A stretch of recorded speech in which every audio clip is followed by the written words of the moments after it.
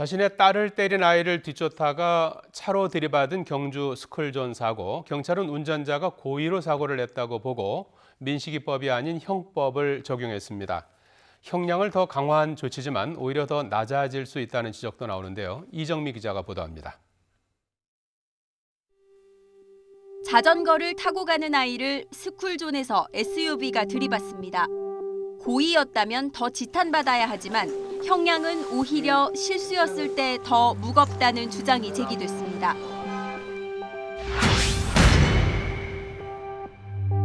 고의였다면 형법에 따라 최고 10년 이하, 실수였다면 민식이법에 따라 최고 15년 이하의 징역형을 선고할 수 있습니다.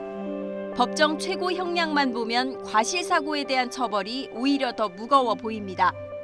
하지만 고의적인 사고는 무조건 징역형인 반면 실수로 낸 사고는 벌금형만 나올 수도 있기 때문에 단순 비교할 수는 없습니다.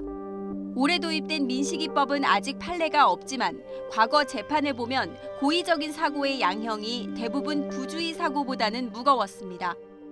고의범의 비난 정도가 과실범보다 크기 때문에 아주 특별한 사정이 없는 한 고의범이 과실범보다 더 중한 처벌을 받게 되는 거죠.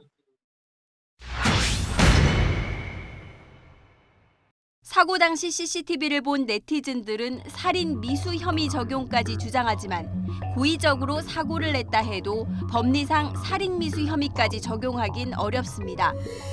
2년 전 임대료 갈등을 빚자 건물과 행인을 차로 들이받았던 음식점 주인.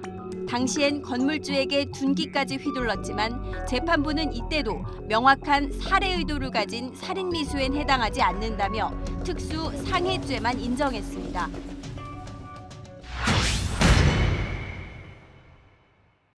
국과수는 현장 검증으로 확인한 운전자의 시야 등 서너 가지 근거를 들어 고의적인 사고 가능성이 있다고 봤습니다. 한 세 가지, 네 가지 정도 이렇게 근거가 있던데 전체적으로 그래 봤을 때 고의 가능성이 있다 이렇게 된 거죠. 하지만 아이를 좇으면서도 스쿨존 속도를 위반하진 않았고 마지막엔 핸들을 틀었다는 점 등에서 반론도 존재합니다.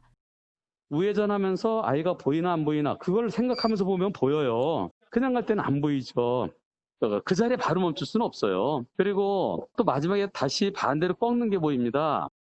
지금으로선 경찰 수사에 따라 고의성에 무게가 실리지만 향후 재판에서 다툼의 여지는 남아 있습니다. YTN 이정미입니다.